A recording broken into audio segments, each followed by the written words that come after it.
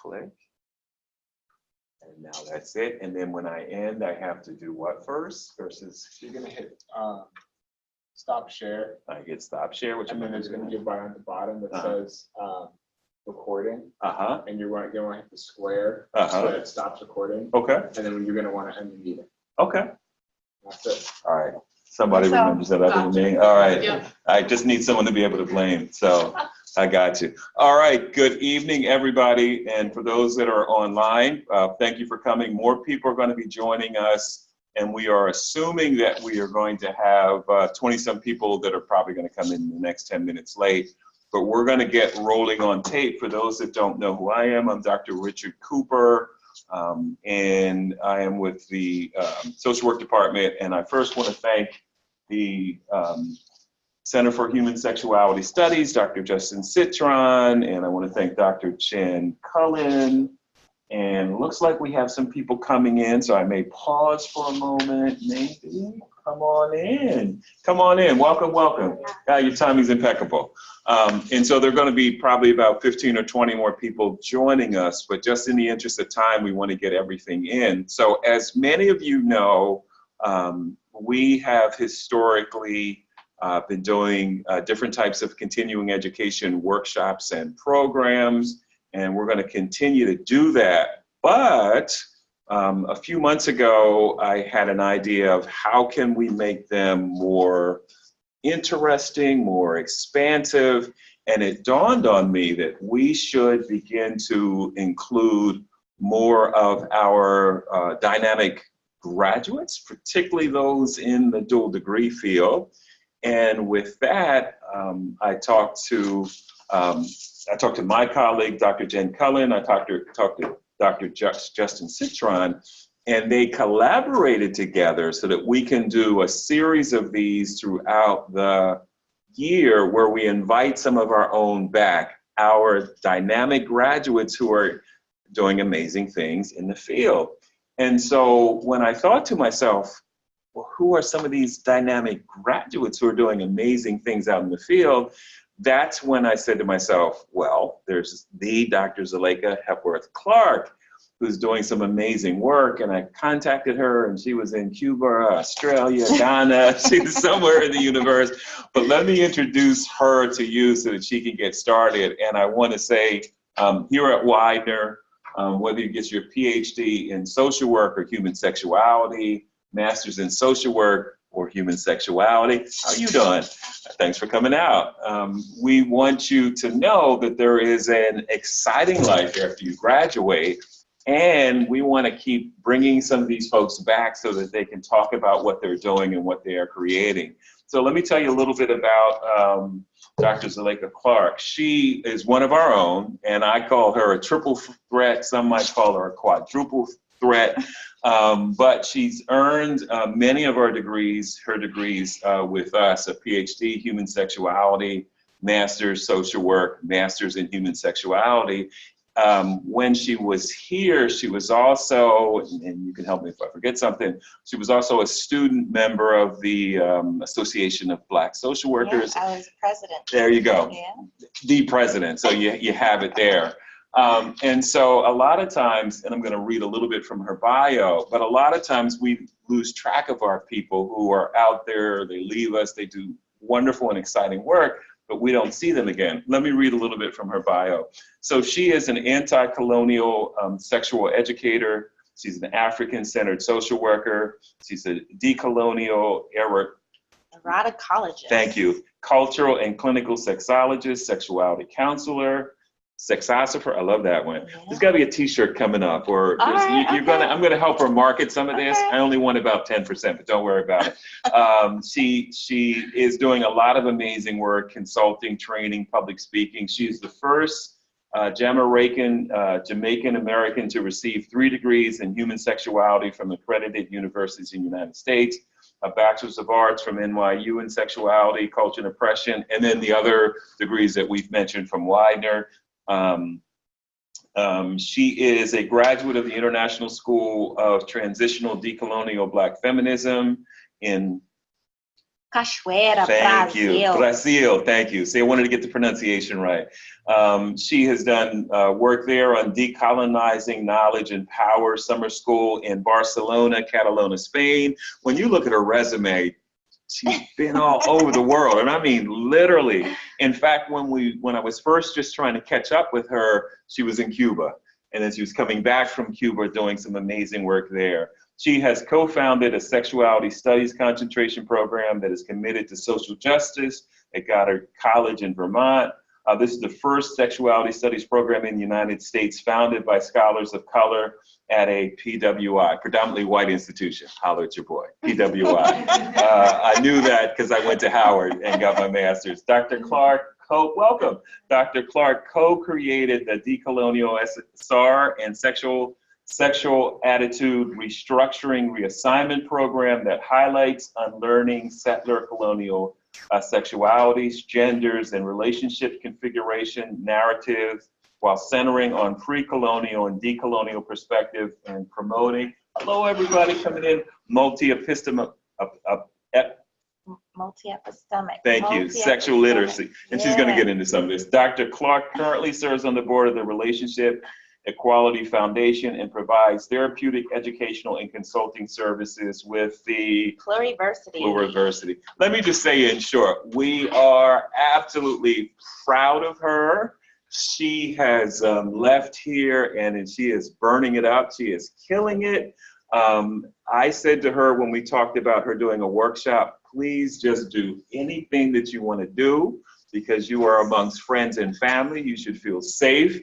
And so I want you all to look forward to an amazing presentation that we are recording for students. And let me just stop here and just say we are honored and delighted that you are gracing our presence and coming back home. You now have the floor. Can we give her a round of applause? Thank you. Thank you. My pleasure. Thank you. All right, let's get started. Oh, my button's not working.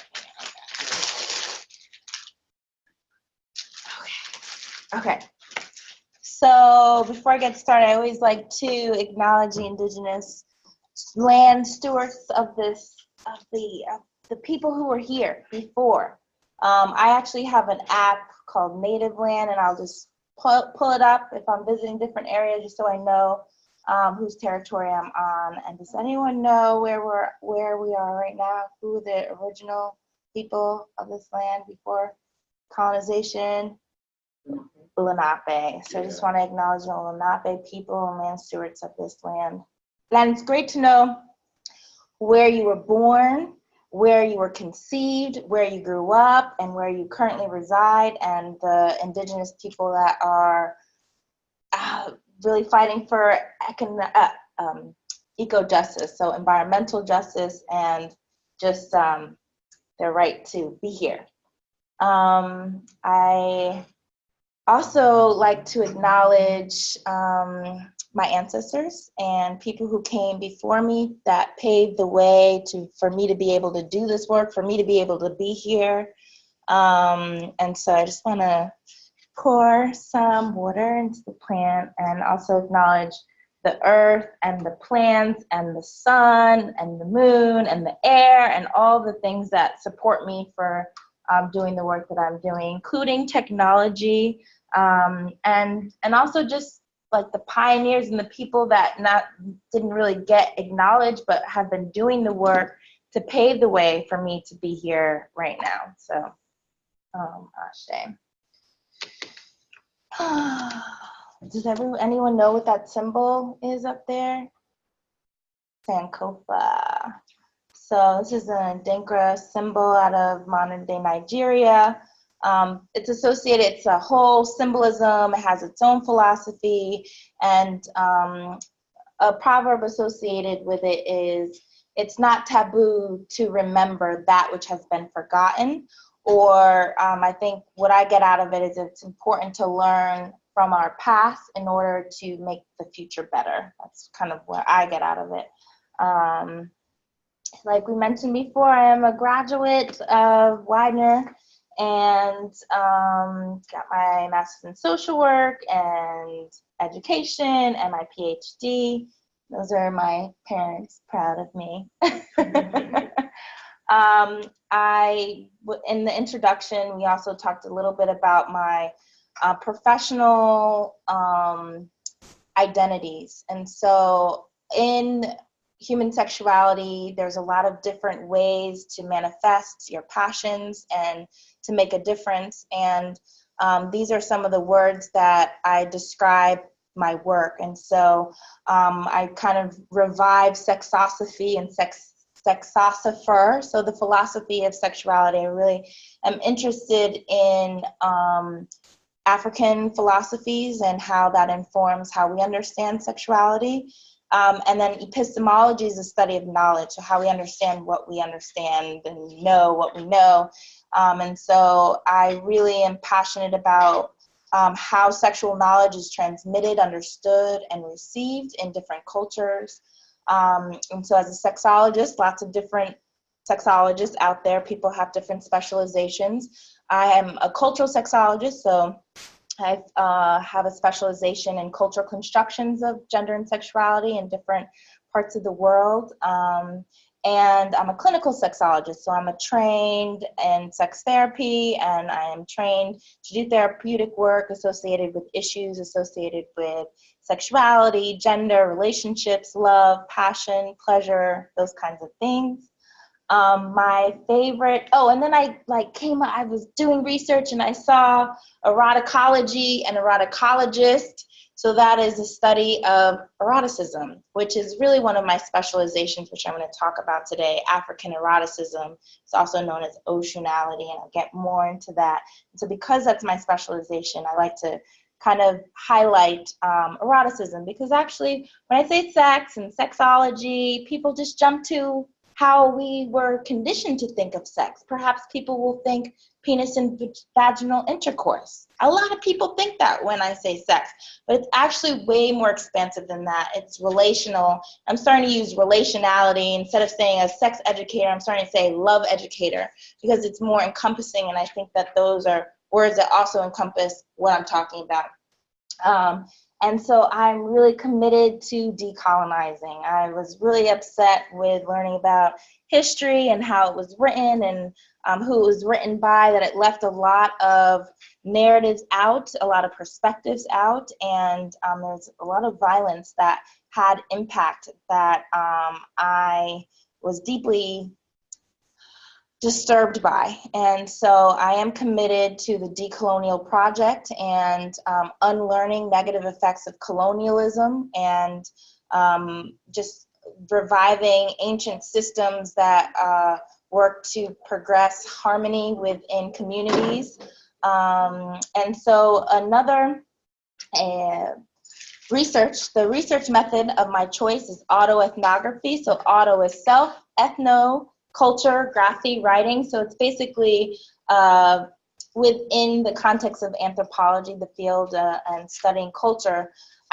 When I go and study culture, I am not just speaking for the people, but I am acknowledging that I have a presence in the interpretation of that. So I'm actually studying myself in the context of a culture, all while decolonizing my mind, being committed to the decolonial project. So for me, some of that practice will look like mindfulness, because mindfulness has been used as neurodecolonization, when we're really present in the moment and focusing on our breathing and practicing radical self-love and compassion and self-acceptance and things like that.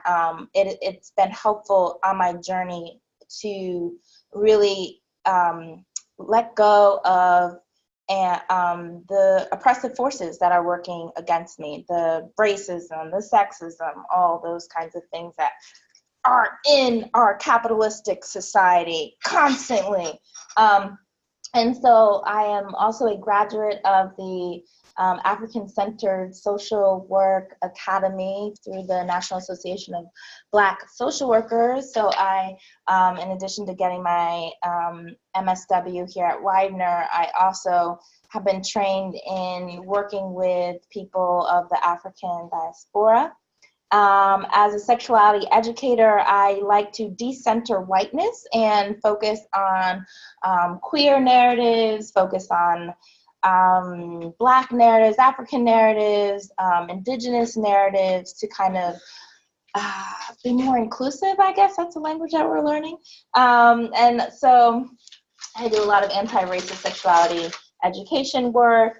I do consulting and counseling. Also a sex ecologist. So sex ecology is the intersection of nature and sexuality. And so because I specialize in an aspect of nature that also focuses on sexuality, that was one of the terms that I used to identify. I'm going to keep going into my positionality because I think positionality matters. I want to be aware of my biases. I want to be aware of the lens that I provide. And it doesn't have to necessarily be used against me, although it is oftentimes. I just want to be transparent in that I have privileges that allowed me to get to where I am.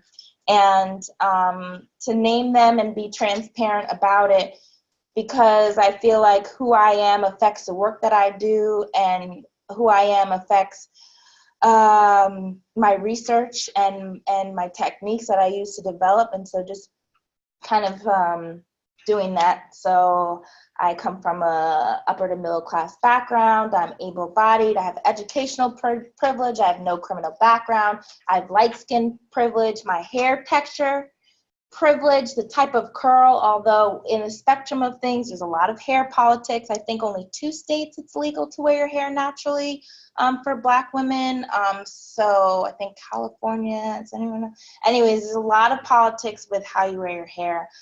Even becoming an educator, I was told, you should wear your hair straight because the students will take you more seriously. All that texturism is a thing. And so, but even the type of curl that I have carries privileges as well as politics. I have a chosen family. I have a biological family that's very supportive. I pass for being cisgender. People make a lot of assumptions about my gender that I gain privilege from, including being monosexual. So people will assume my sexuality based off of how I look or how I carry myself.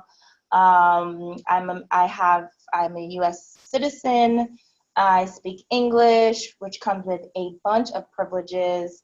I'm rather young, although that could be up for debate these days, and I have body shape privilege. So I just want to I'm naming that so just to be aware and for you to think about how you show up in the world and how maybe I like to use my privileges to advance my activism work and my advocacy work, to be able to use my position in power to bring other people up or to call people out or call people in.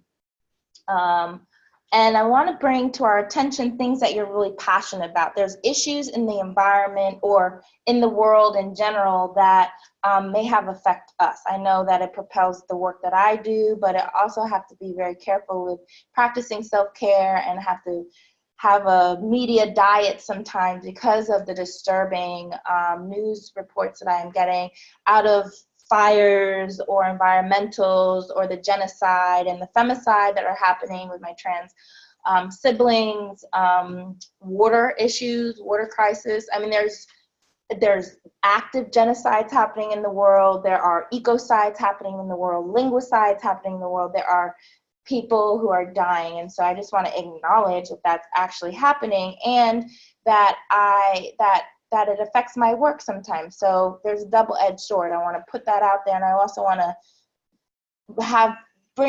allow space for you to also conjure or think about what issues you're passionate about too. To be very transparent, I'm for sexual justice.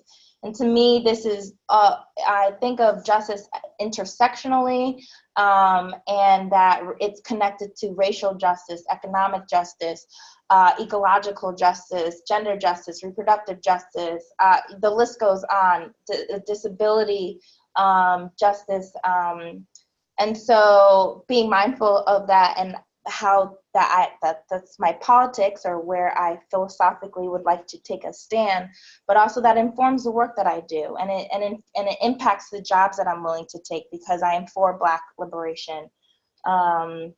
One of my favorite quotes about sexuality is from Alice Walker, who kind of talks about that sexuality can be used to become enlightened because it leads us to self-knowledge. So I really always advocate the importance of self-knowledge in the work that you do. It's just so getting clarity around your passions and your purpose is really important. And I think for me, I learned so much about sexuality. I actually learned a lot about being human in the process. A lot of what we've been told has been from specific point of views, including how I see the world. Does this look upside down? Who got to say what's upside down or right side up? When I've seen maps out of modern day Nigeria or ancient Kemet that is facing this way, or maps out of Australia is facing this way. And also the maps that I've been exposed to shrinks Africa significant while enlarges Europe and centers Europe. And so it's interesting that just how that may play a role in the way that I perceive things, including how knowledge is controlled and produced by certain people in power. So this is a map of a scientific papers published in 2001, and it really shows the discrepancy between the global north and the global south. And that's not to say that there isn't a lot of awesome knowledge being produced in Africa, in Brazil, in other places, but this is how we're getting our information. These are how facts are being created. And so it makes me think, like, what is really missing? And that's where I started to really start to dig. I cannot help but to bring up the hierarchies that are in place that it's easy for me not to, let me see how there's basically active systems working against certain things, and the things that we start taking for granted or things that are normal are in place because of certain hierarchies. So for example, if I say a racial hierarchy, I think we probably know who would be on the top of that racial hierarchy, right? So, white people with the hierarchy or gender hierarchy with males on top, sexual hierarchies with heterosexuals on top, and all the other ones underneath. Spiritual hierarchy with Christianity and Judaic, Christian, Muslim kind of religions are kind of dominant are on the top of the hierarchy at the expense of other spiritual systems. Epistemic hierarchy, in other words, knowledge production, at how that's being produced, what is even perceived as knowledge is really affected by a hierarchy. Linguistical hierarchy, so even English comes with a lot of benefits and also disadvantages. I must say that English is a kind of sexist language. It's a binary language. It affects the way that I think and perceive the world. And so already there's a lot of limitations that can happen in speaking English, but also a lot of advantages. Like when I travel around the world, I can know that if I go into an airport, I can read a sign that's going to be in English. A lot of people are not afforded that, or that I go to another country and I'm just going to speak English and I'll find someone that will speak to me in that language, which is not necessarily afforded to other people. And also at the expense of linguicide. So language is literally dying or not being able, there's not enough people speaking our indigenous languages that have rich cultural ways of understanding the world that is embedded in their language and affects the way we can think differently. Aesthetic hierarchy, even like white beauty standards, or even pedagogical hierarchy, the fact that I'm up here teaching in a classroom setting, you're over there. There's like even the style of teaching as opposed to being outside and learning from a river, or there's just different ways that we could even learn, but there are hierarchies in place that make certain ways of learning, information, age, space, the environment, things like that. And so this talks about global hierarchies with Ramon, I'm pictured there. He does a lot of really important decolonial research. Another thing, this is out of sexual configuration theory, one of my favorite sexuality theories, that speaks to normativity, how things are kind of getting normalized. And that can even happen in a lot of different scenarios, but even like what a couple should be or look like, or what we get in a lot of the media and propaganda around how we should relate to each other. And even within, heteronormativity, being heterosexual, or cisnormativity, advantages of not being trans or non-binary or gender expansive individuals, homonormativity. So even within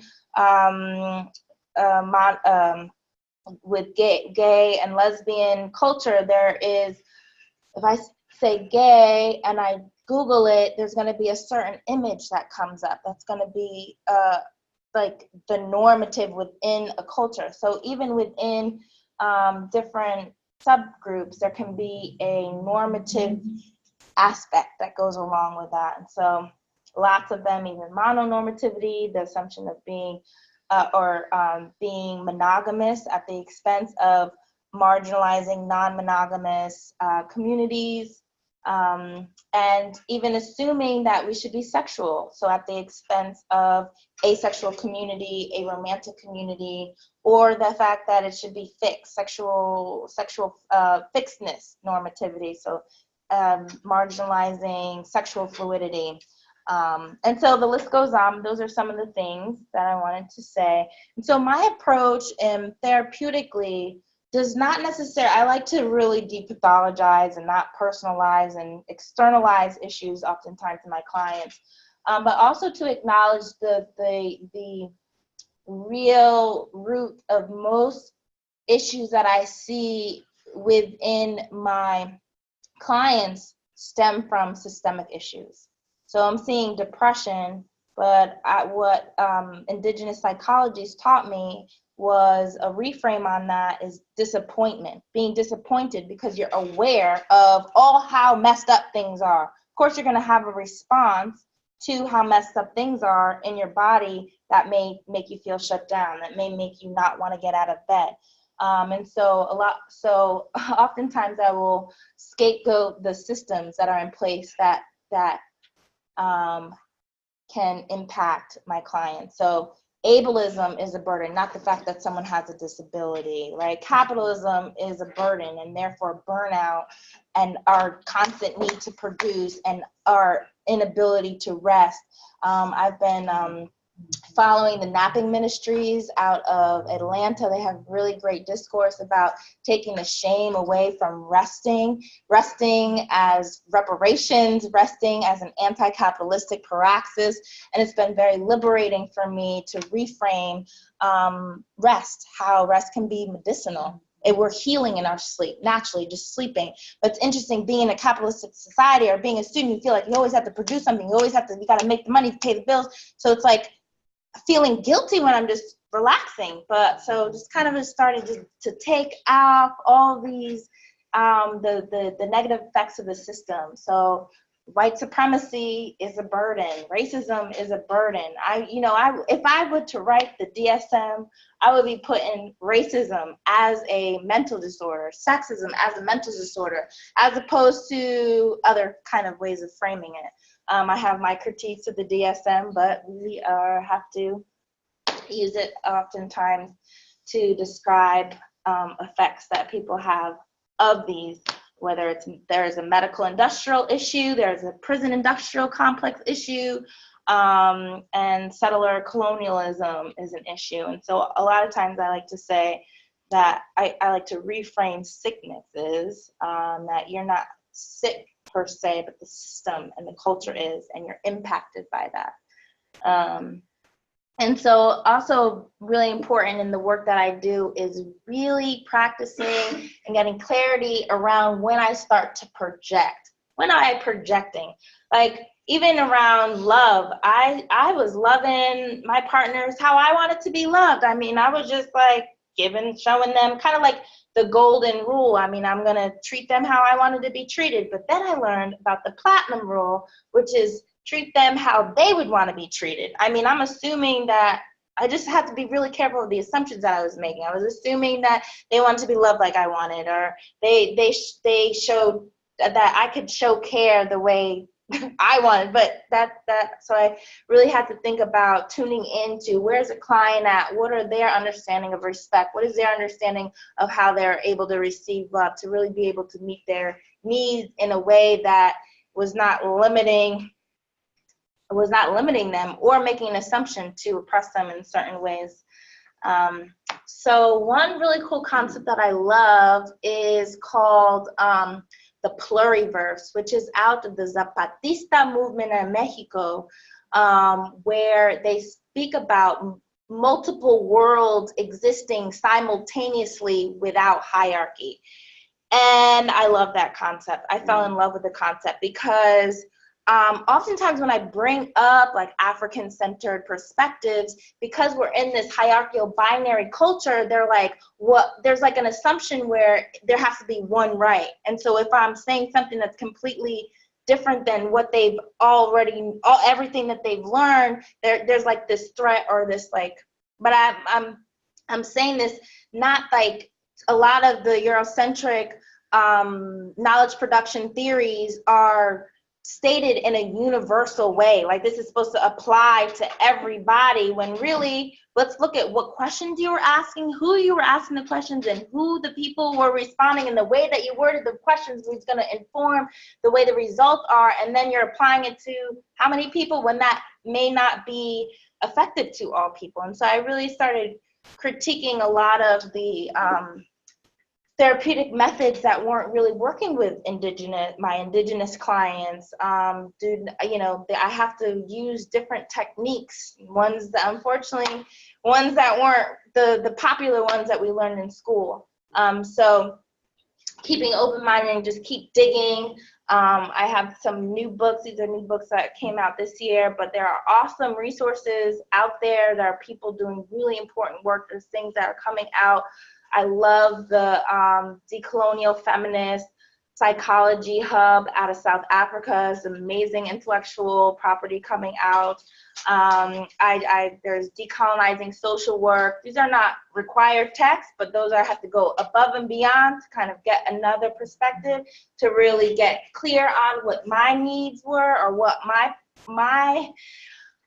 raison d'être, my reason to be here, and then start connecting with people. Kind of can feel really isolating doing the work, because I'm like, that's not really what they asked me to do in class, but I'm going to go above and beyond, because that's how it's going to make this is where my passion is. And so there's the pluriverse, and then there's the innerverse. That's your inner universe. In studying myself, I had the assumption like I knew who I was. I thought if there's anything I know, it would be myself. But I was kind of arrogant, and I had to humble myself, because I kept like discovering new aspects of myself, or how I understood self was really informed by white capitalistic cis heteropatriarchal mentalities, speaking English, or being trained, or understanding Western psychology had a way that kind of thought that my mind and body were separated. What? The mind is in the body. What is that? Or spirit. We shouldn't really be talking about spiritual.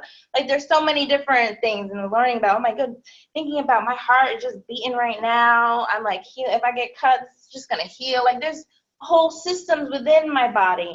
And so really love just like macro, micro, mesos. There's a lot of different things working, a lot of systems out here that we're connected to, but also things just inside of us as well. So to get started, and what I'm here about is Osunality, which is an Orisha. So I'm going to bring it back. That is, I'm going to start really getting into African epistemology, or African philosophy, African ways of knowing, and spiritual systems. So a lot of African spiritual systems respect nature, and tune with nature, and understand that there are forces of nature that have an impact. And so this is found in different spiritual systems. For example, in Kemetic or ancient Egyptian, they have its spiritual systems. There's a Neturu. In Yoruba, out of modern day Nigeria, we have Orishas. Akan, out of modern day Ghana, has a Bosom. It's also Loa in Haiti, in Vodou system, spiritual systems. And so different words, but very similar. It's an aspect, it's a divine force found in nature. And there is a perspective that nature is a part of things, and you being a part of nature makes you a part of nature, kind of thing.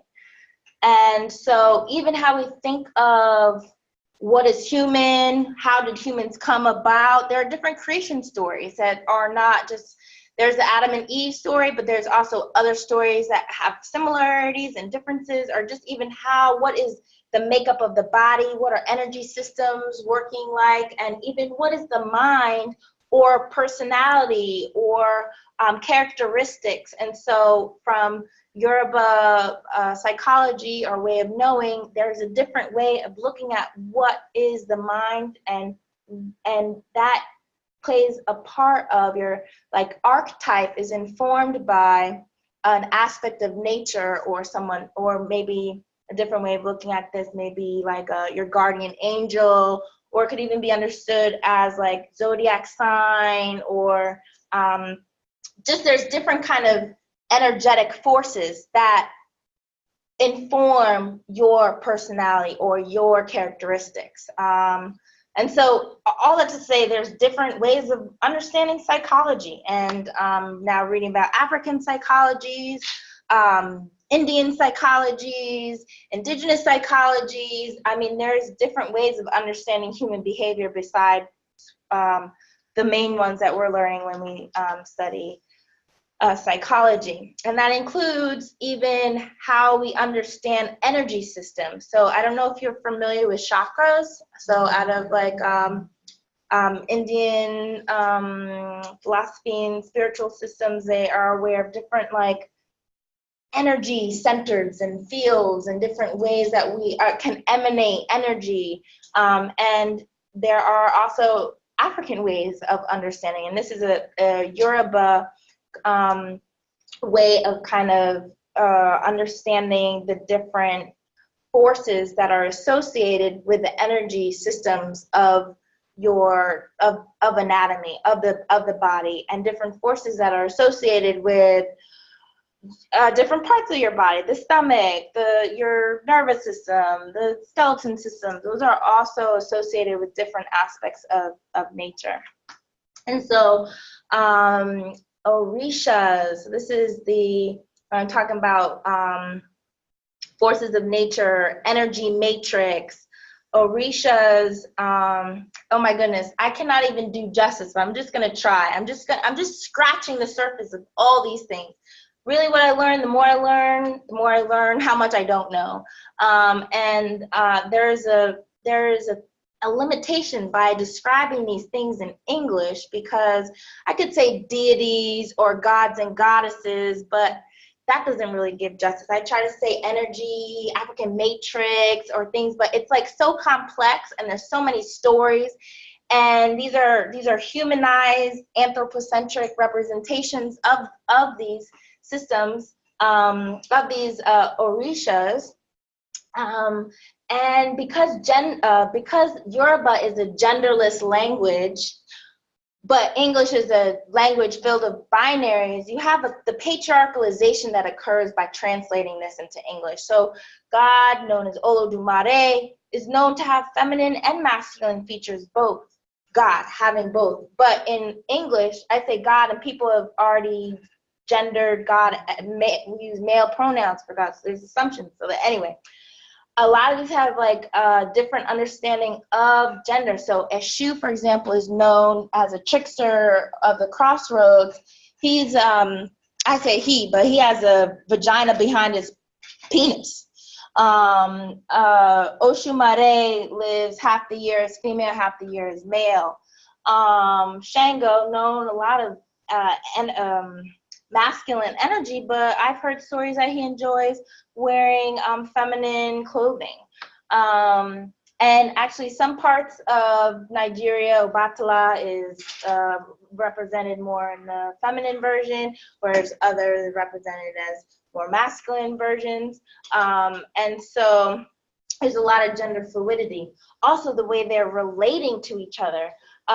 They're not in a scarcity model of hoarding love. It's more of an abundant kind of, well, there's a whole bunch of stories, and but a lot of them would have multiple wives or multiple husbands. You have stories of between the co-wives and the drama that occurs and all these things that happen. So I learned a lot from, and what I learned is that there is a limitation in even understanding these concepts with speaking English. And so there's over 400 types of orishas, and so I focus on Oshun, which is associated with fresh water, love, fertility, joy, sensuality, compassion, harmony. I cannot do justice just by sharing or trying to articulate, because defining Oshun is like trying to grab water. It's like not, it's fluid. And she's been known as a river goddess, fertility goddess, a peacemaker, as well as a warrior. I've heard of her being described as the original feminist. Wisdom, associated with wisdom. I hear some people you can use Oshun means love. So I have some practitioners of spiritual systems that recognize Oshun will say, I Oshun you, as say like, I love you. So it can be used in a lot of different ways. Wealth, joy, sensuality, childbirth, protector of women, giver of children to barren women, known as the source, an archetype female conduit through which all life flows, is the epitome of sensuality and sexual pleasure, rules over erotic components of human nature, including Latina sexuality. So much. Oshun can represent the power of knowledge. Audre Lorde wrote about Oshun in a way that really, just unconditional love, beauty, you get it. So Oshun is recognized in different spiritual systems. I'm going to back up a little bit. So me studying Osunality, there are certain spiritual systems that stem from the Yoruba. In Brazil, there's Candomblé. In Cuba, there's Santeria. Lots of different spiritual systems that acknowledges orishas. And so here we go. Oshun's sexuality. This is where this term comes from. So I studied sexuality, so I wanted to study more about Oshun and what that means. And when you start learning about Oshun, learning about the stories, one of the ways it translates is Oshun's honey. So the way she is able to use her knowledge of self and love of self and acknowledging her beauty and sweetness to, save the world a few times in these different stories. But overall, a simplified definition is African eroticism or sensuality. That's the simplest way I could wrap up Osunality. That affirms the normality of sexual pleasure and the erotic. And so I really had the privilege of really contemplating what that would mean. What does it mean when you affirm your eroticism? What does it mean when any pleasure is normalized? What is even normalized? Okay, so I'm going to get into 3 core concepts of Osunality. This is one of my favorite. It's called the devouring vagina. And so in heterosex, or how we know PVI, penis vaginal intercourse, Actually, does anyone know what vagina, the root word, the Latin meaning of it is? Sword holder, or like sheath. So there's almost a violent connotation associated with heterosex. Even in our vernacular, can you think of ways that you would talk about having sex that kind of alludes to something violent? Smash it, hit it, beat it up, right? All this language that there's some connotations that are in our linguistical ways of understanding. That's the West. Let me go to parts of, oh God, I'm so excited. I've read this 100 times, no, more than 100 times, but I just want to give you the most accurate description. So basically, we're talking about when the penis goes in the vagina, specifically that type of sex, but we know it's more than that. But when it goes in, so this is my wondrous vulva puppet. So when it's the aesthetic that the penis it disappears. It is enveloped. It is surrounded. It's engulfed. And pulling out is seen as an act of resistance. Hold on. It's engulfed by the penis. It's involved. It's swallowed. It's made to disappear. It acknowledges the great power of the vagina. After all, to devour or to eat something is to assert one's power or will over it. Yet the act does not deny power to that which is eaten, because what is eaten provides nourishment to the eater. Indeed, the penis' frantic activity of withdrawal and being pulled in or re-swallowed and withdrawing again might appear as resistance, but its efforts are really futile because its seed is pulled from the demanding vagina. Different narrative, right? Imagine if we were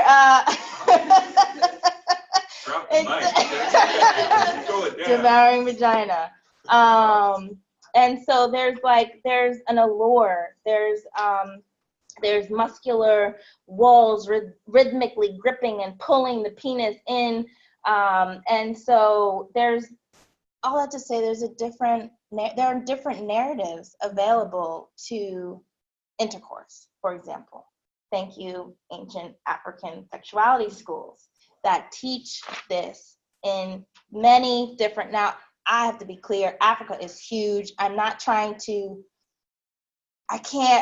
there's so many different ethnicities. I mean, Ghana alone, I think there's like 60 languages spoken, let alone ethnicities. So I'm just going to be cherry picking around, right? And so there's some ethnic groups that have very strong ways of teaching about oceanality or teaching about sexuality. If I might say, very comprehensive sexuality education. When I look at the sexuality curriculum that's going on, and I'm not talking about, these sexuality schools are not actually schools. They're probably like going out into nature, learning about different aphrodisiac, different how to dance, move your body, how to walk seductively, what you can ingrain in your cooking, or what incense can you use to create a mood, the comprehensive techniques, pre-coital, coital, and post-coital techniques. In other words, like foreplay, but also aftercare. I saw a lot of comprehensive information that is learned about in different secret societies, really, that transmits these ancient sexual consciousness that teaches about male desire and pleasure and how to enjoy sex and different skills or toys that can be used, substances, sounds, mood enhancing efforts, things like that. And so a lot of indigenous communities have different understanding of beauty and also have cultural markers or different ways of becoming a woman, like rites of passage. And a lot of times there's going to be cultural markers, whether that's specific scarring or different hair styles, or also the aesthetic of the genitalia. And so in Osunality, it speaks of sculpting the erotic body in a way that some cultures require modifications to bring them into the community's sexual schema.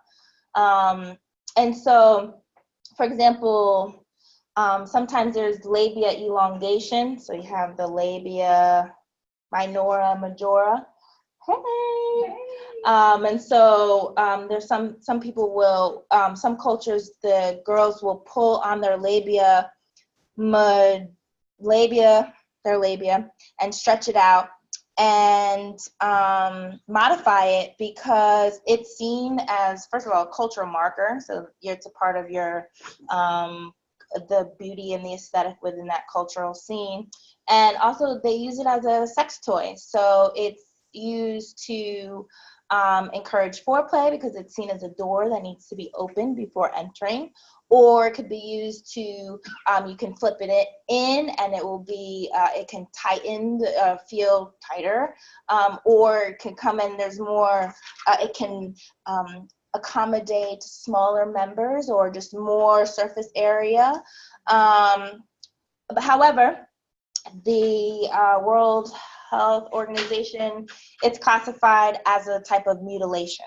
Now, I don't use the word mutilation because of the negative connotations associated with that. It's really judgy. So I don't use genital mutilation, female genital mutilation. I will say modification, cutting, circumcision. Again, it depends on, and that's not to say that there aren't extreme cases, there are, but I am for self-determination. So what that means for me is people, if they want to cut off their clitorises, that's up to them to decide, or their family to decide that for themselves. Or people want to cut off their foot or their pinky, like if that's a part of their culture, who am I to say I don't have the cultural context to make sense of that. And when you have a certain aesthetic and understand what it means to be beautiful, it can play a role in how you understand your body. And so I began to really be aware and start listening to the narratives that some people found it really empowering to modify their genitalia to meet the cultural aesthetic pleasurable ways. And I did see, when I started looking at the studies on genital modifications or what is known as mutilation, I found really that they used outliers as like rare cases and like kind of put that as like what is really happening.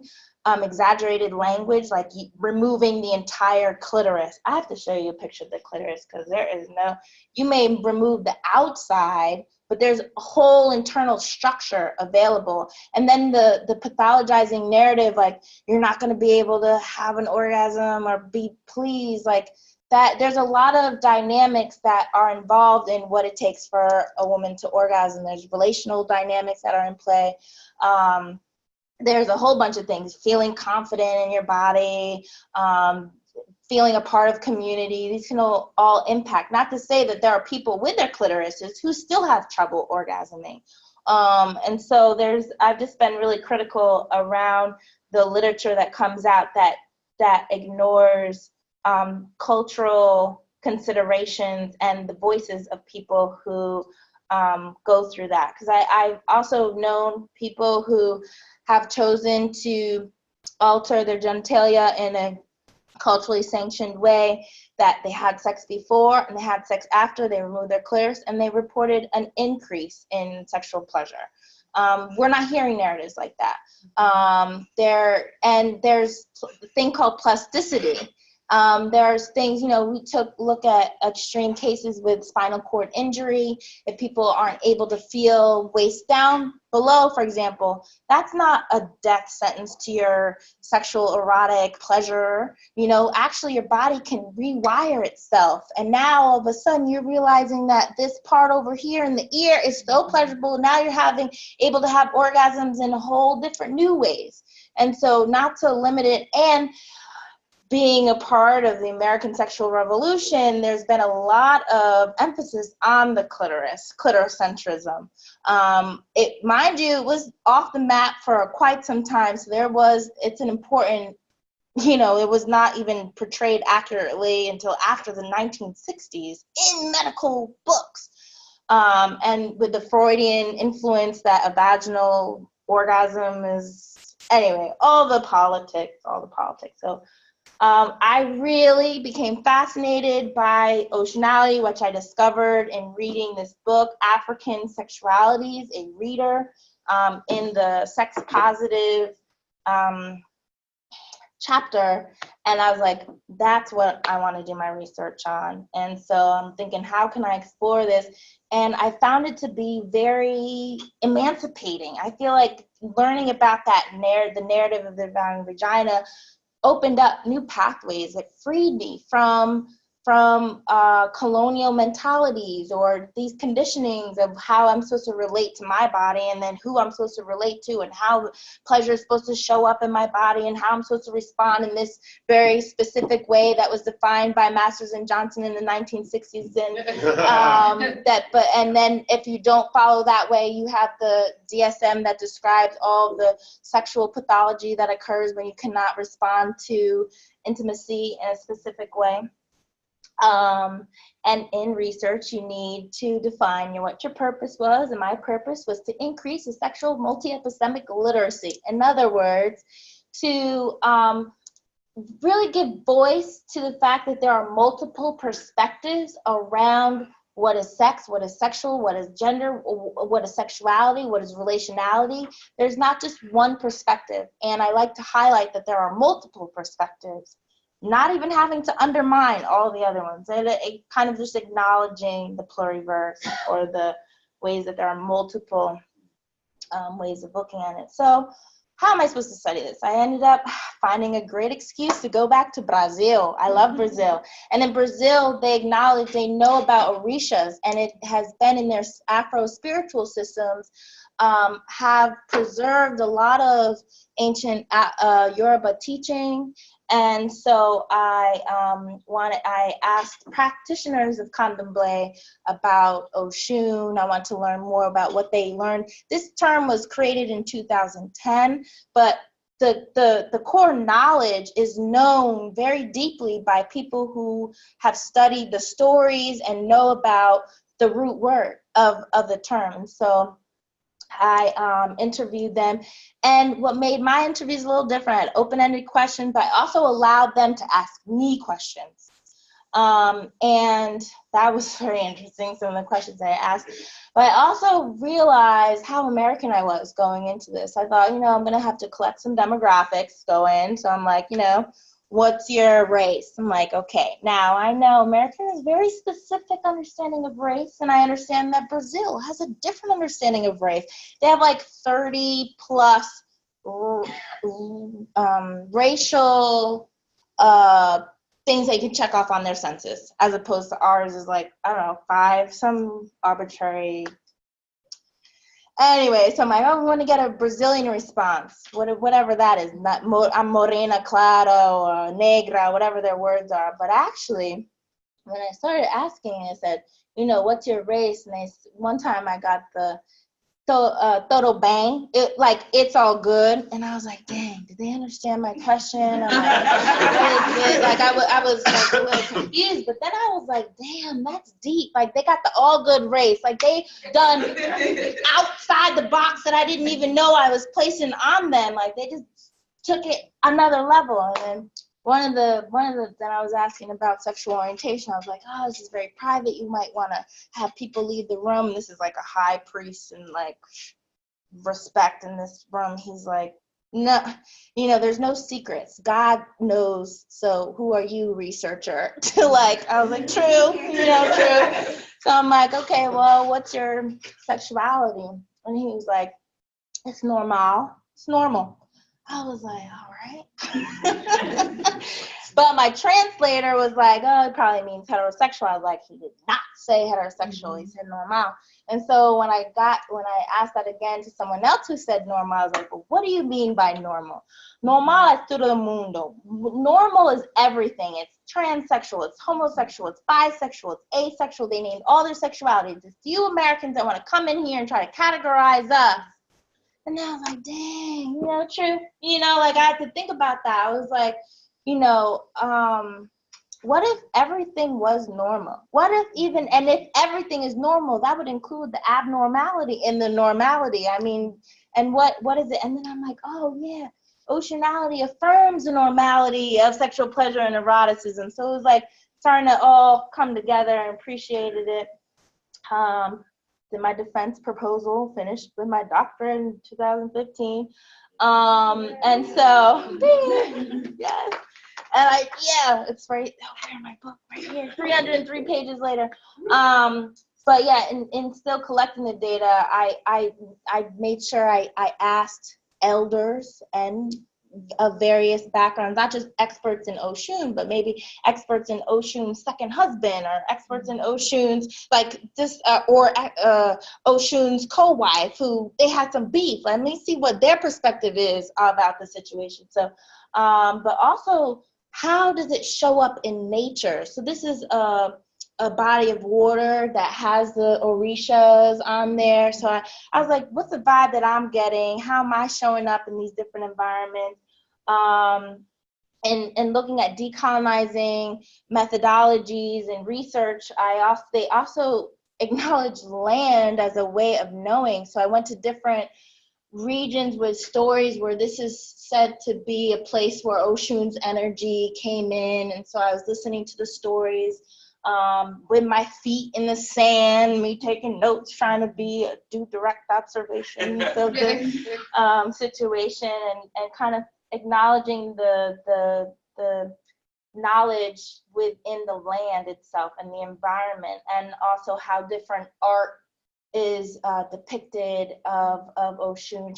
She's holding a mirror. I was like, what's up with that mirror? You think that maybe people may say superficially, oh, she's vain.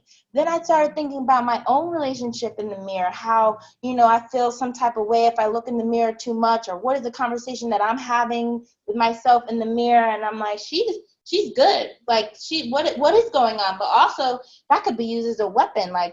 She could be looking behind her. She's aware of her environment. She could be used as a weapon. She could just put some light and flash it in your eye if you mess with her. There's more to different things. There's a lot of symbolism involved. And I also went to a ceremony for Oshun and try to do a direct observation with some really amazing drummers and initiates who have been studying 7+ years these stories, and our horses are able to be spiritually penetrated, or how the Western would say be possessed, but they don't understand it in that kind of way. And so even a lot came up, and just how they prepared and served the food, how they were pouring liquor, how they were giving money. I mean, there was a lot of and how I was connecting in all these types, and the dances and the movements and the drumming that will facilitate certain energies. And there's a few things that happened. One, when I saw them pouring libations, I felt like I wanted to cry. And then I felt when I feel like I want to cry, immediately I'm like, don't cry, big girls don't cry, crying is blah, blah, blah. And then I'm like, no, I'm practicing radical self-acceptance. And also that's very Western understanding of crying. I need to start looking at decolonizing emotions and how I deal with emotions, and how actually tears can be offering to or releasing toxins, or not all tears are the same. And I know that Oshun actually cries when she's really happy. You know, I actually cry at weddings too. Like I see the bride, I'm like, oh my God, I just cry. Like there's different. So I was like, okay. And then also one of the times I felt really spacing out. Like those drums were playing, and I was like getting really, I feel like I was disassociating, really. And I was like, not now, you know, you're under direct observation. I'm doing all the skills. I'm like stomping my feet and getting in my body. I'm straight in my body, not now, you know, I'm like trying to observe some things. And I'm like, what if I actually allowed myself to disassociate in that way and not have only a pathologized view of disassociation? In other words, maybe I was just leaving my body to go check out some other realm or some other reality or download some ancestral wisdom. I don't know. I just know that those are things that I had to unlearn. Those are the things that were preventing me from just being in my body in a radical self-accepting way. And to kind of, those are the things that I try to help with my clients to kind of not just like depathologize, like what, just like how is it to accept what it's like to be in your avatar, as opposed to always resisting. I mean, I get depressed and I'm like, now I'm mad and I'm depressed, now I'm sad that I'm mad and I'm depressed, now I'm pissed off that I'm sad, I'm mad, I'm depressed, and instead of just like, okay, let me just accept it. I mean, I'm able to move through it in a different way when I'm not resisting so much. Yeah, and so I just got to a place where I just deconstructing everything. I deconstructed what sex is, what gender was. I don't even know what disassociation was anymore. It was just like, and not knowing or being aware of not knowing, or confusion is also a state of awareness. And so actually just also being more comfortable being uncomfortable, or just acknowledging that the more I know, the more I realize that I don't know, like, and that's okay. And unlearning is extremely uncomfortable, especially unlearning oppressive behaviors that I didn't even know that I had within me. And then another really thing from my research was the fact that sex is very phallocentric in the way we understand it. And so when I finally got to interview someone who spoke English, we had a conversation about the devouring vagina, and I was explaining to them the story of the devouring vagina, and they were like, why are you still limiting it to the genitalia? Like, why is sex so genitalia focused? Why, he was like, make sex with the wind. It will be truly powerful. Actually, I didn't even hear that. That was in the record after when I went back, and I was like, okay, all right. And I had to make sense of it, and my sexological brain is okay, well, ecosexuals have love of nature. You know, there are ecosexuals that are able, when you have like a wind fetish, or people that can tune into the wind. But I think, you know, there's more to it. And so I was really influenced by African-centered literature, and there's pluralism without hierarchy, and I was like, why don't I apply that to sexuality? Like, what about sexual pluralism without hierarchy? So Osunality talks about sensuality, and when I'm really looking at unlearning negative effects of colonialism, I'm using mindfulness and doing a body scan and being affirming of any pleasure that shows up. And so the mind, your genitalia is not the only sex organs available. Actually, your mind can be, there are people that can orgasm without being touched. They describe, you know, or sapiosexuals that really enjoy intelligence, or can be aroused by intelligence, #mindgasm.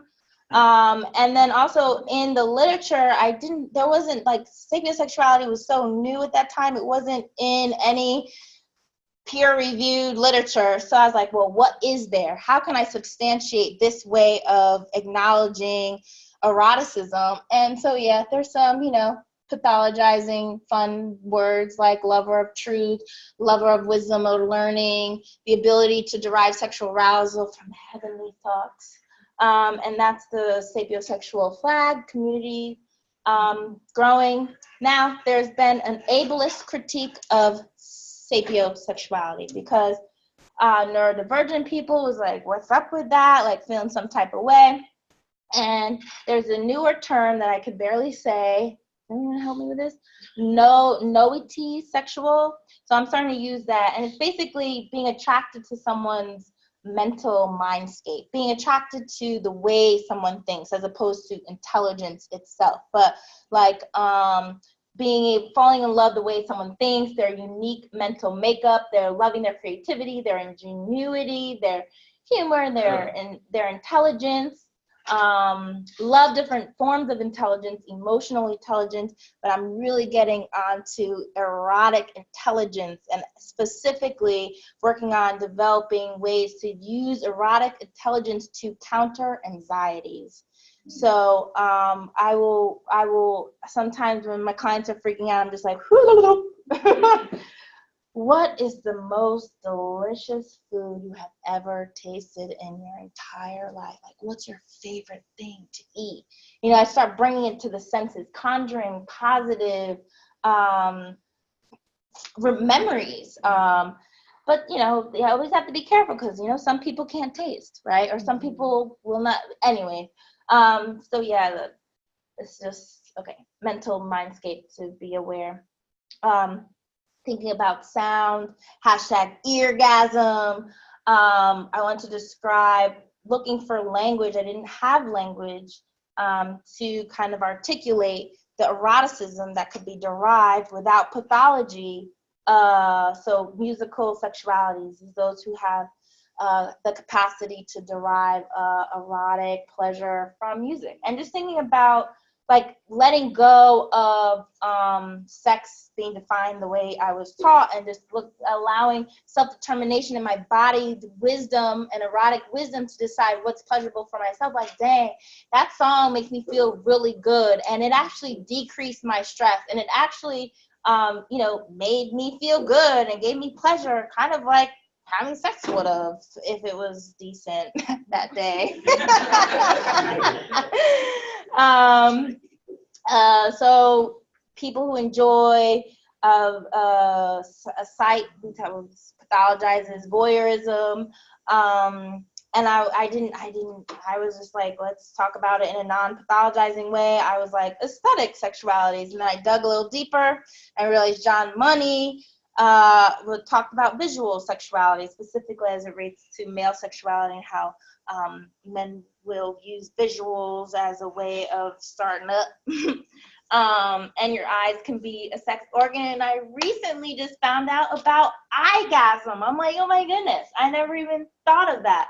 But just thinking about also like what's the most beautiful thing you've ever seen. Like it doesn't even have to be limited to a human. It could be a sunset or like a natural environment that kind of conjures peace or a type of pleasure. Olfacto sexuality. I guess there was this thing online that's going around, like this mushroom that you smell that will simulate an orgasm. Have you seen that? I did not open the link because I heard it was misogynistic and a man wrote it and they're telling me any woman's gonna smell this thing. Anyways, there's people who have the ability to appreciate their smellscapes or different scents and thinking about what's your favorite thing to smell or aromatherapy or just kind of being aware of the pleasures through the sense, pleasures through the mouth as being a sex organ. Foodie sexuality speaks to those who can incorporate food or taste, having arousal through the tastscape, but also those who can who utilize food into their sexual practices. So whether that's sensually feeding or there are so many ways. Believe me, there are so many ways to incorporate. Especially, I know in Japan, sometimes they'll cool the body down and serve sushi off of beautiful people. Okay. Hashtag food porn as well, and then also being aware of hepatic sexuality or your touchscape, the ability to like thinking about your word? When your skin hunger. To what extent do you, what do you enjoy being on your body, whether that's different type of textures, or is there a texture that you enjoy that can bring kind of using different senses and tactiles? And in addition to the ways you like to be touched, the type of pressure, the type of motions that you may like. And so even thinking about the nowscape, have you ever been so tired, but really, missing your bed? I mean, just when you can like tune into like what can give you simple joy without pathologizing. Like there's so many possibilities, like when you can really loosen up a little bit. Bedgasm. Now in the literature I was seeing there was a lot of research around women who orgasm in their sleep. And so I kind of wanted to kind of encompass sleeping sexualities, those who can derive pleasure through their sleep. Caution, and then I learned about the Z job, which is when your partner will help you waking up through oral sex, but thinking about consent, because sleeping, you gotta make sure you communicate all that before, in a conscious mind, if you would be okay with something like that happening to you. But even falling asleep, I mean, I when I'm so exhausted, there's something about like the time like right before I'm falling asleep where I don't know where I am, and I'm like, I don't even know, like the time gets mixed up, and then I'm like, I think I'm awake, but I'm kind of like, there's just something that's really peaceful or pleasurable about that for me specifically. So I kind of tuned into the joys that my body were experiencing and the ways that we can kind of articulate that without pathology. I talked a little bit about ecosexuality. So a lot of different types of ways that people can love nature, including the earth or the air or fire or water, aquaphilia, so many different ways. Believe me, I learn something new almost all the time about different ways that people get turned on. Tree lovers, dirt lovers, cloud lovers.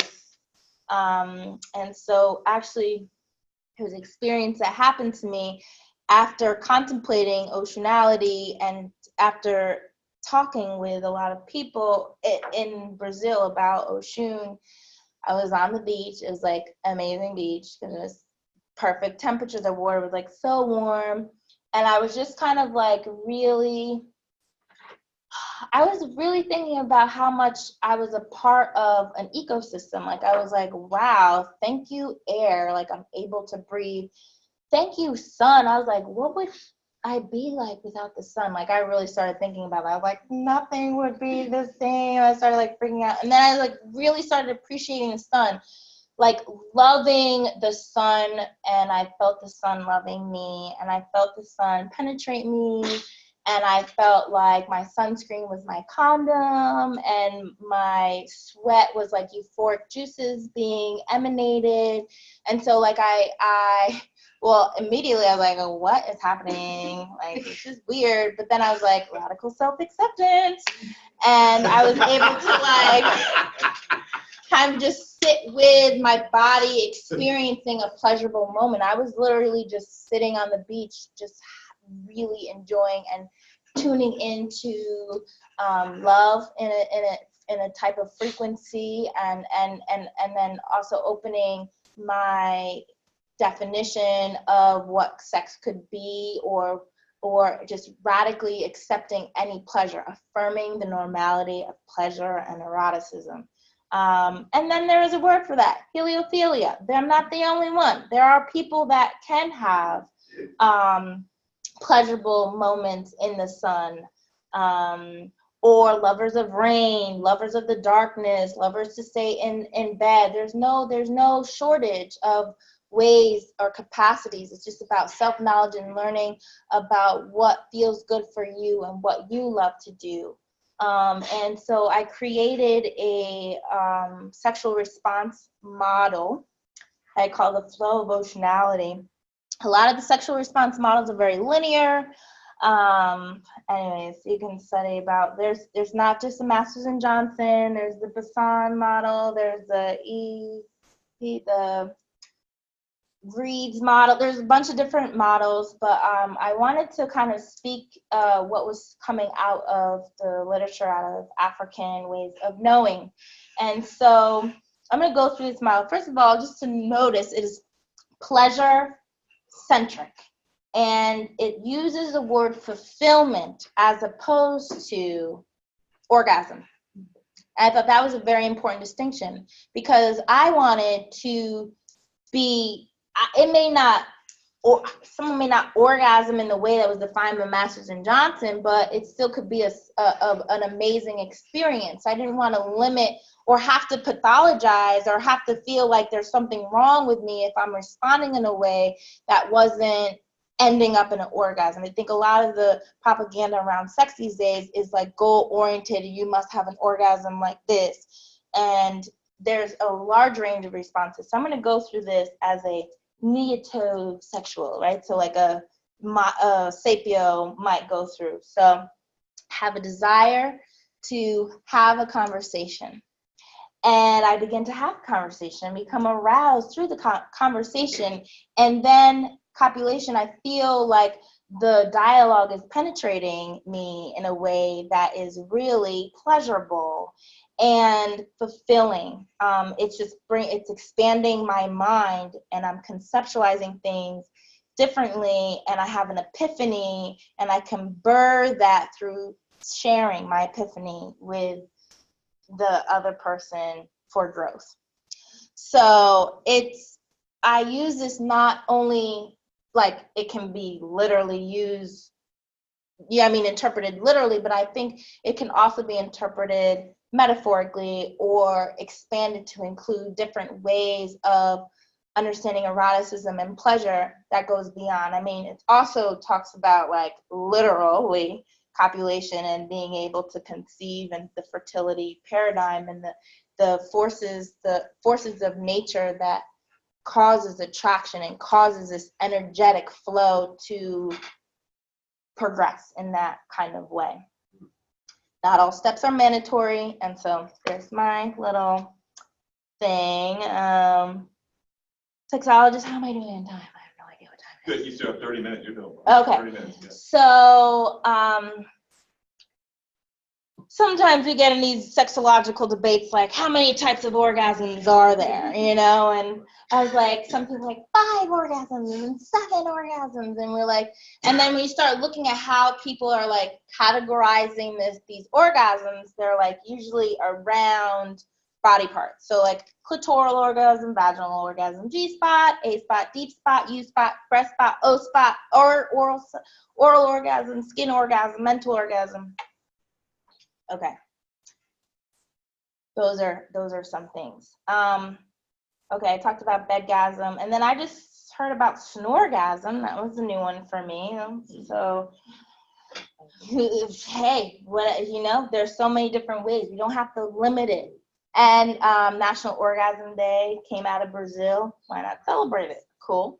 So a lot of the times, has everyone heard of the G-spot? Okay, that's the main one that I got in school. What I didn't learn about was the A-spot, and this actually has more empirical research behind this being an important part of the deep erogenous zone, vaginal zone area. So that's right before the cervix. Actually, the cervix is the O spot. You got the A spot.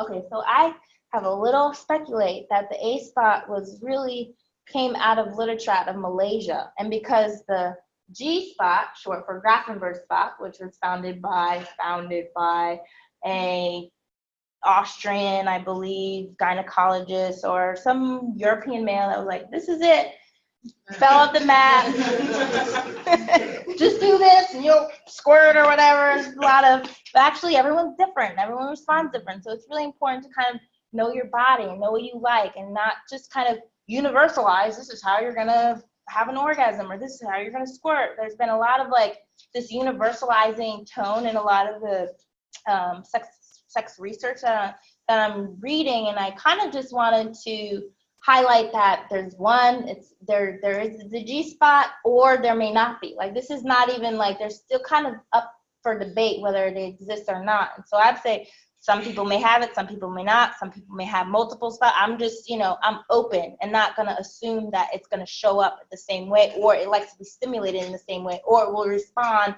in the same way. And so I'm really thinking about, okay, all these different spots, all these different ways of orgasm.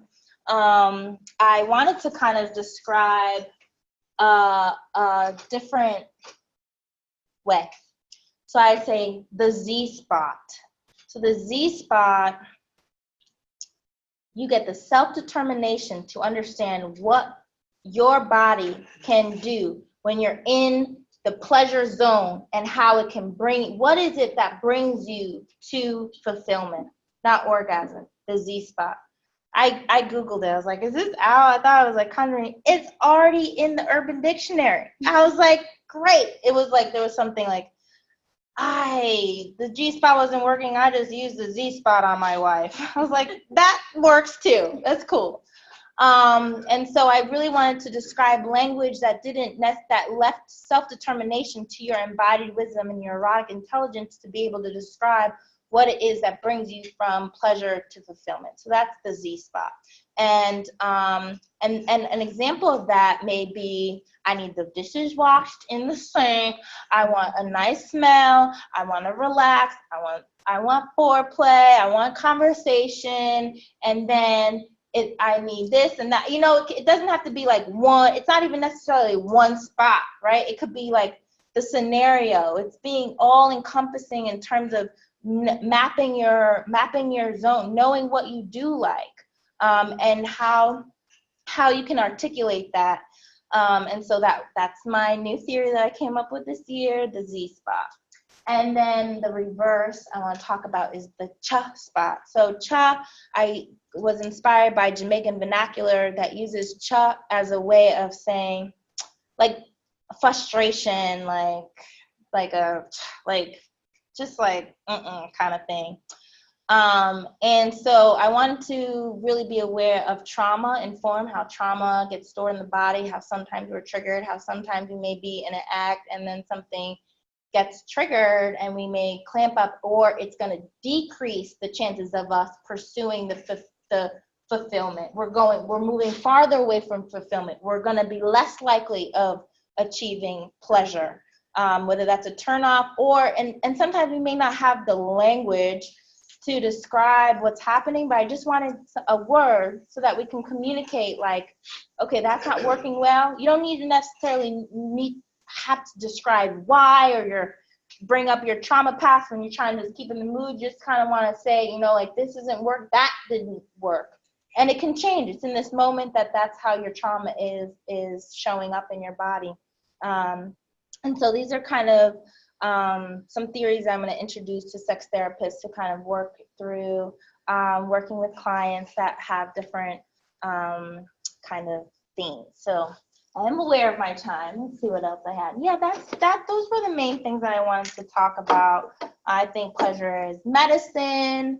Love has the power to heal. Oh yeah, there was one more thing. Okay. In my radical self-acceptance stage, there was parts of me that didn't really accept the fact that I got my period. I was kind of like annoyed by the fact that I bled.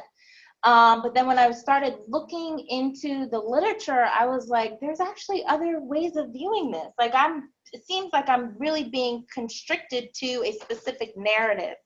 So I read this quote.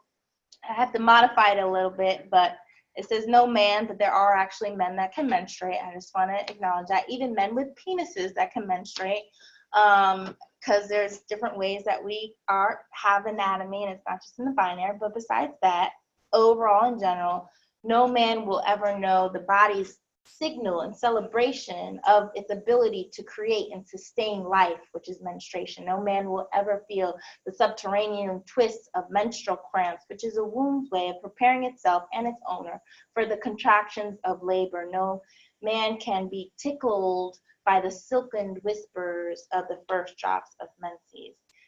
So I was just like really impacted by that because I never really thought of it in a powerful way. I never really thought of it as even pain, how pain has been really restricted to a certain narrative, something to be avoided, as opposed to pain being a teacher, as opposed to pain being a form of knowledge, pain being a way to prepare us for hardships that happen in life. And so even shifting the way I understood pain, because actually even women who've been circumcised without anesthesia, I see some of those women laughing through childbirth because they already done experienced some pain. So that is just like a sample. And I was like, wow.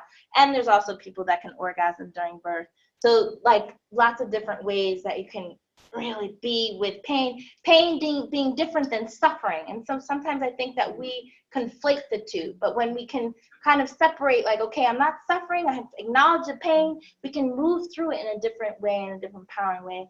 Also, shout out menosexuals who are those who love people who menstruate. So sometimes that's their thing too. And so even like what is acceptable with sex. So I was really thinking about all aspects of radical self-love and also acknowledging that there are multiple ways of thinking about different things that we've been only necessarily exposed to this one particular narrative that is not helpful for me to decrease my distance towards liberation, which I'm about. So, okay, I'm going to stop there, I think, where we are with time. I have one more thing, but where am I? You're good. It just depends if people have questions. Yeah, so there are questions too. So yeah, so you. Okay. I have 3 questions. Yeah. Okay. My first one is, how have you perceived substance use with like eroticism in other cultures? I feel like from an American perspective, like I feel like a lot of people like use substances to like escape themselves. Where I feel like in other cultures, like I know like in Peru, people use ayahuasca to more like discover themselves. So like how that might play a role. The idea of like succubi, like having sexual encounters to like get energy, so to say. And then the last one is how do I don't know if you've ever encountered it, but like how other cultures perceive the use of like birth control. I feel like here there's politics about our bodies and whatever, but like I feel like a lot of people will go through these crazy side effects of birth control to escape having, to escape being pregnant. But it's like, what's the weight of these side effects versus like having, like, oh well, pull out or condoms or just like not even heterosexual, like like right. I feel like that's more like a heterosexual normative that conversation. So there's another question. Cool, thank you. I'm like, my first response is like self-determination and allowing each individual to make the choice based off of what works well for them and their scenario and their situation and their conceptualization, and hopefully to also provide different perspectives and different information so that they can make an informed decision about what it is. So there's hard choices to make. Which birth control? Should you go on birth control? What are you trying to avoid? What are you trying, like, there's so many different choices, but I think my whole thing is to be able to have a choice and to be able to make that regardless of what, but like, yes, what do doctors say? What does society say? But what would you say if you, like, what are you saying without all that stuff too? And it being a very personal decision. I mean, because there's definitely side effects, right? And there's the worst one that I know about is, it's not the worst, not to put hierarchy on any of the side effects, but that you're not able to pick up on the pheromones of an ideal partner because it distorts that ability. So things like that, you don't necessarily know about that. In terms of, I just heard, that's my first time hearing succubus. It's succubus. So succubus is singular and succubi is plural. And like in different, like, I guess like, they have, and even in like Taoism and different energy, like different ways you like in the supernatural realm, they're basically like, most of the time they're positioned as like demons, and they're usually women, and it's basically like I seek out men to have sex with them to get like their energy and take their energy from them. And then the reverse is the incubus, which is usually a man.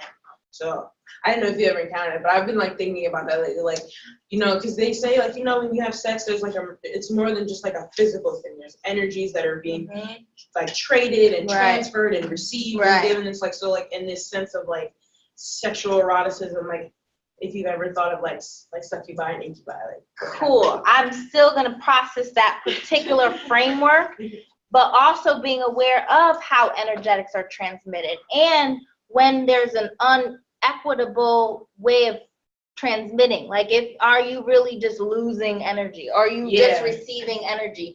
Or are you harnessing the energy in ways that you can do sex magic and make money or whatever you want to manifest, and being really cognizant of how you're utilizing the energy to benefit either self, couple, both, society, like just thinking about it as an energetic exchange. So I appreciate that concept, and also reminded me of one of my theories that I created called theosexuality. So I was thinking about, if God wanted to have sex with you, would you consent? And if yes, you might be a theosexual. So thinking about hearing stories of, so one of the things I bring up with my students is this case where there's this woman who like left her fiance for a ghost, for a lover. And she lived like really happy with this ghost. Actually, they broke up and then she got other ghost lovers, but ghosts are her thing.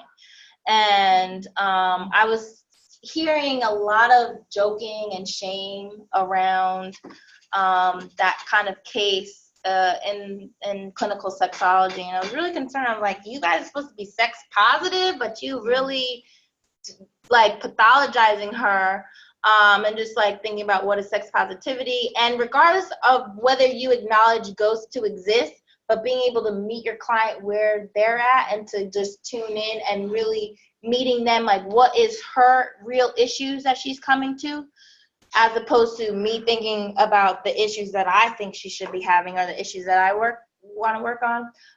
But whether that's making love with ghosts or making love with deities, or even I've heard nuns really having some dreams about Jesus, some real dreams about Jesus. Or it could be demons. But also so just kind of acknowledging that it can also be non-human entities or spiritual forces or guardian angels or power dynamics within that. And you know, there's a lot of different. I have a question. No, wow. It's grown folks talk. So, you know what I mean? Who knows what I'm going to do when I leave here? But now I'm here. I'm in the moment. I'm here now. But later tonight, oh my God.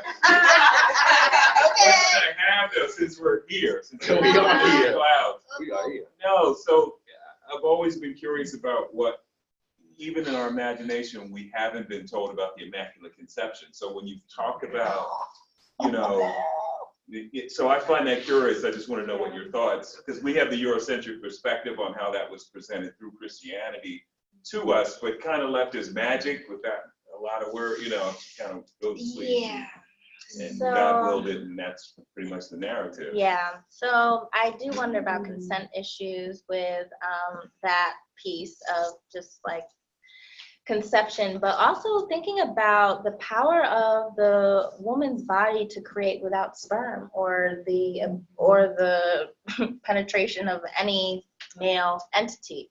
And so there was that, to me, brought up pathogenesis. It's something similar to that word, but it speaks to when there are these cases where virgins get pregnant and give birth. Now, it's weird because, like, scientifically, with how we understand pregnancy right now, it's supposed to be impossible. But there could be spiritual systems, and there are documented cases in humans, but I don't know, it's kind of really hard to see, and there's a lot of contestation. But I just like keep an open mind. I don't want to limit myself to just what I've been told, and just also just keep open, but also having critical thinking, what feels right for me.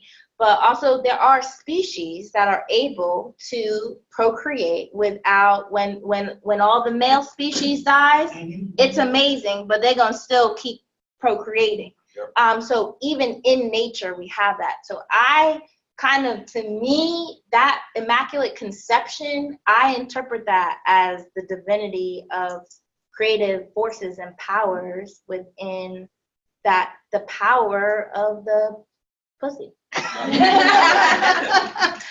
And the Yoniverse and the Oshuniverse and the forces of just how amazing the body is to create life. I mean, that is a miracle within itself. And you, like, prehistoric, but very old cultures didn't necessarily correlate sperm to procreation. And so I really love listening or understanding how their understanding of creating life looked like in those contexts, and how child rearing was more of a communal thing because it didn't really matter who was the daddy because everyone was responsible for everyone's children, kind of thing. And kind of what get lost when we put so much emphasis on the very specific knowledge, but kind of just embracing the powers and the energies and the miracles that can happen with creating and sustaining life force. What is life force? But there's something very awesome about just like generating life. And I think that instead of it being an incubator or you need this to get that, and then you have this really fascinating story where there's literally a god being born from a woman. I had a couple questions too. What would be, so I teach a spirituality and social work class, and so we talk about the great powers of religion and spirituality to be protective factors. Mm-hmm. But they're also conduits of harm. Yes. And so I'm thinking about, for somebody that as a bisexual. Yeah. Am I saying that right? Yeah. What if this is a power that is negative for the person? Absolutely. Yes. So, like,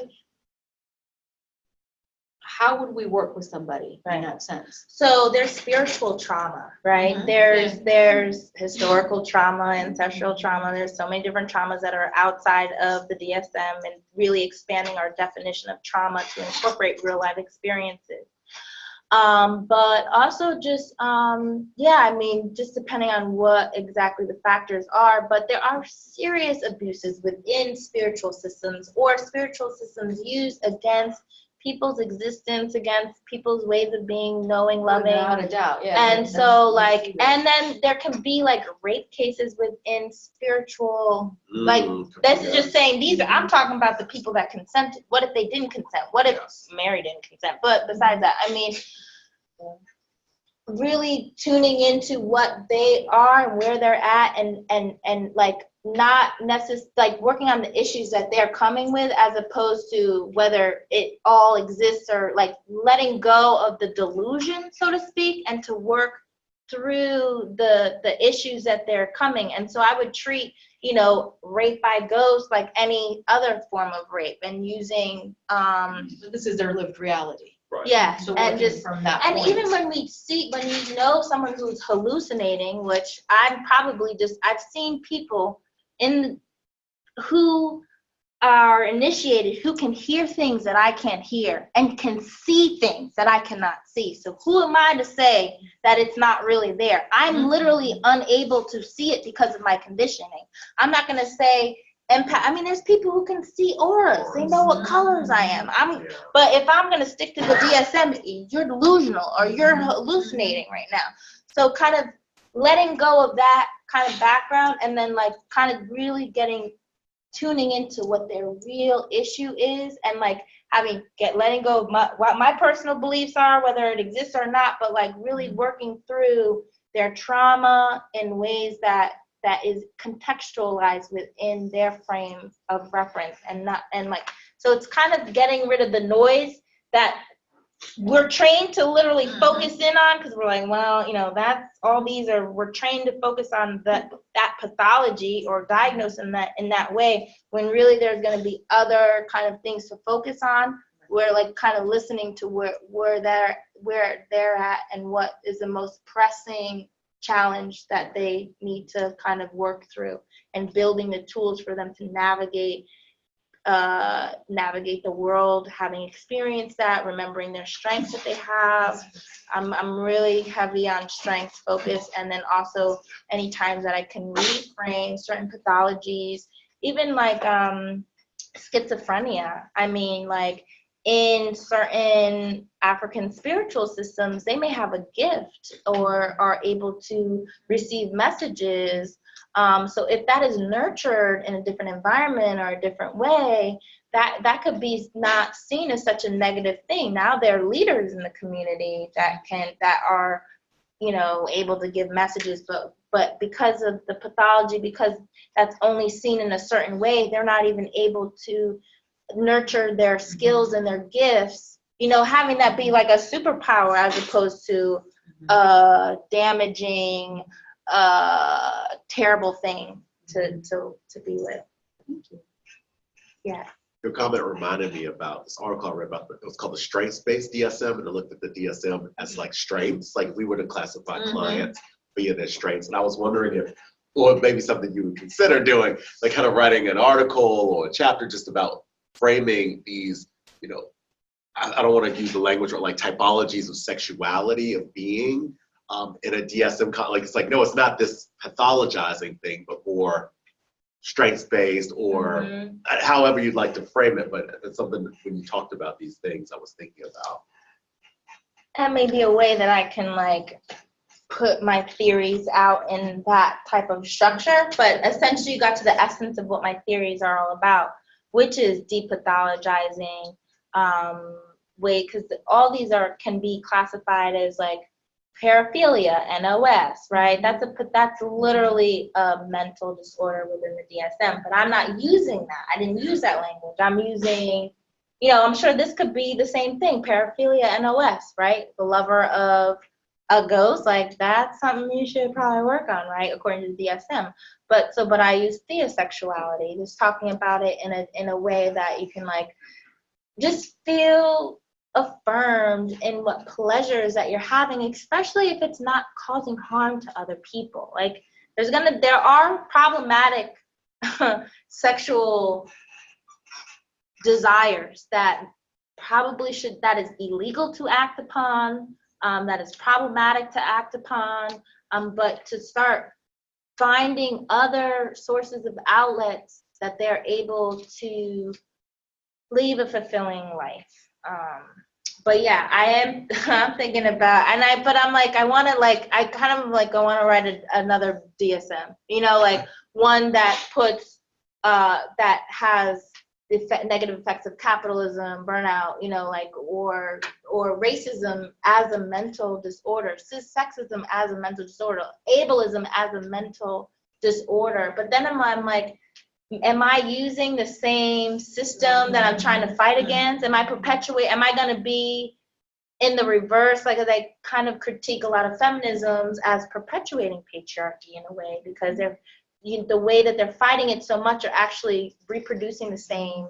They're conflating it. I mean, actually now I'm starting to look at patriarchies, plural, many different types of patriarchy. I only learned it as one. And then it's also like I started not associating men with patriarchy, which is like so problematic.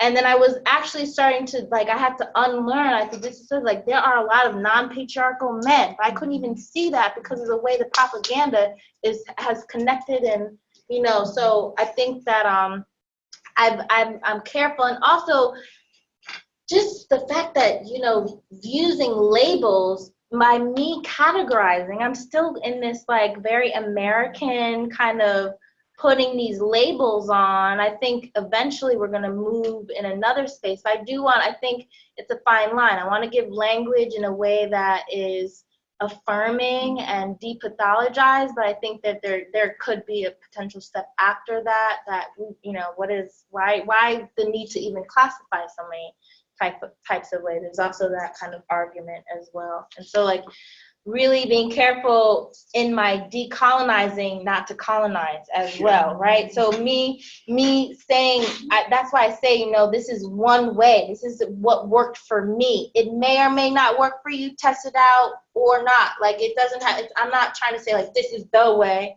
capital T, but just acknowledging that healing looks different for different people. People need different ways to heal. It takes different. Everyone's different, and that's okay. And to celebrate the diversity and the pluralism without hierarchy. Not saying, you know, you got to start healing this or like, oh, you decolonizing better than me. Like, I'm not trying to get into this, like, this battle of the oppressions. Yeah. Was there anyone else with a question that hasn't asked or statement? Great. I wanted to know, how does, like, if you come across, like, how Osunality, let's say, right, addresses, like, taboo subjects, like pedophilism and bestiality? It's not in the literature. There's only 2 articles that have been written. And so it doesn't necessarily address that specifically. Yeah, like zoophilia or bestiality, necrophilia, pedophilia, so I'm talking about lover of children, lover of animals, lover, you know, like, and dead people. So I'm still thinking about that because I thought about if it's all affirmed, like what about the harmful ones? But where I kind of went is what does decolonizing consent look like? What does acknowledging, it's just again taking multiple things into consideration, and I think that we do need more narratives around necrophilia, around pedophilia and zoophilia in a way that can assist individuals with problematic or illegal ways of loving to navigate the world that will decrease harm, and so that they will, and this is where like maybe we can like redirect them to their senses, right? Redirect them to other fulfilling ways of experiencing pleasure, that it doesn't have to just so revolve around the one thing, but kind of expanding ways of experiencing pleasure, and in a way that doesn't harm others. That is a perfect place to end. Thank Dr. ZELAIKA Clarke for coming out, and also for you to come out. Been looking for a name for this series. Thank you. And maybe the series is going to be called When Your Students Become Your Teachers. Yeah. And that's what she has done tonight. She has become a master teacher and an innovator in theory and deconstructing and creating theory. And we thank her so much for coming out. We thank you for coming out. And she started off the first of what we hope will be a series. So thank you. Gratitude. Thank you. You talk about bedgasm, snorgasm. What's the one about wanting to stay in bed? Is that also? Oh, clinic. What did you call it? Clinophilia? Clinophilia? Yeah. The one that you get pleasure out of being in bed? There it is. I know. Clinomania. I'm afraid to do it. I really too, but what was the Huh? It's still recording. I Do did. we have any questions from the online? I don't know.